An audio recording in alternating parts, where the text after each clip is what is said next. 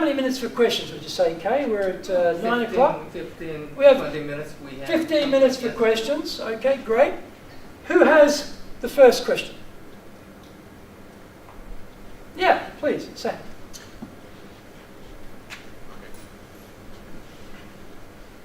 Thanks for the presentation, Greg.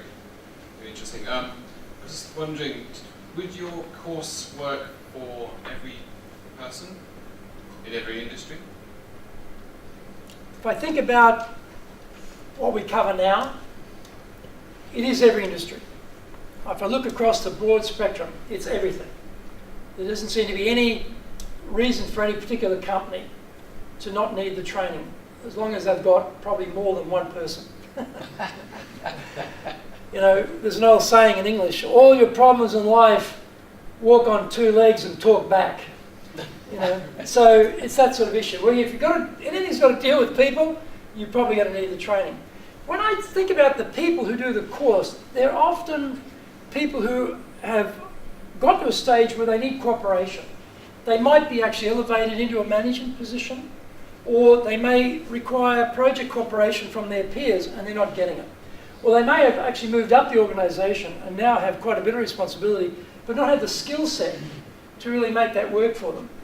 And particularly in Japan, you've had a lot of tough love as the management technique in this country. You know, a lot of scolding and being very harsh. It's a bit reminiscent of the West. You know, after the war, it was a military management system that was brought into industry, which was very hierarchical, top-down, very direct, which the West has basically given up on. But in Japan, in some pockets, still here.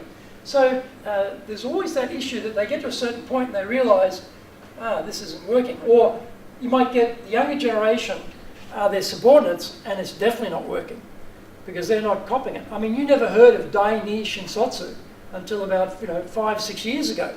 The second graduates to come into your company, they've already been working for another company 3-4 years, quit after you've invested all the money, they're starting to make you some money, and they go to a rival.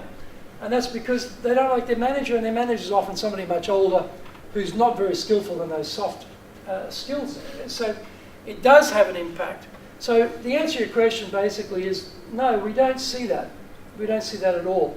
What we do see, though, strangely enough, is we're getting a lot of requests from companies that train their top leadership, guys in their 50s and 60s, which is a bit sort of counterintuitive. But what's happened is, after the bubble, companies were unable to invest for a very long time. Who thought this would last more than 20 years, you know?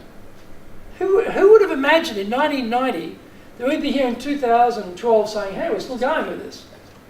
So they were sort of putting off the investment in educating these guys. And over 20 years, they were 30, now they're 50. They were 35, now they're 55. They were 40, now they're 60. No investment. They haven't encountered or confronted a new management idea in 20 years. And now they're at a point in the company where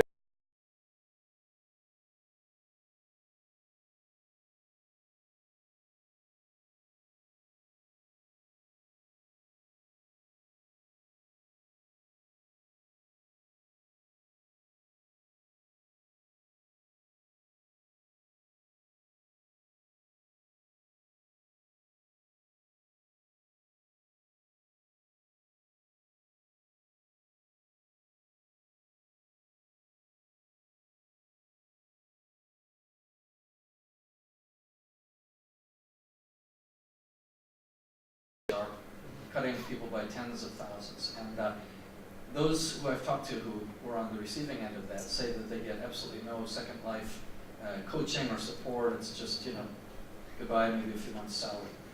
And a lot of them are people leaving Sony now going to Samsung, who pay better, and they want Sony's know-how.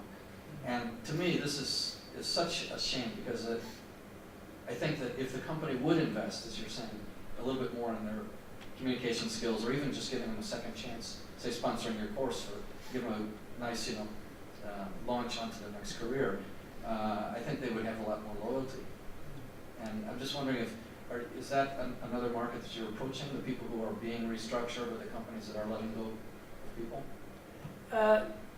Yes and no. We're actually finding those people coming into our courses in reality.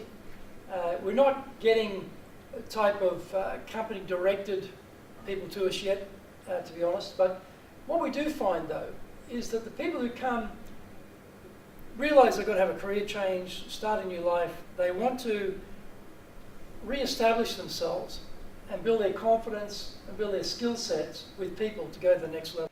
So it is an issue for companies, I think, on how they treat their people and how they communicate with their people. And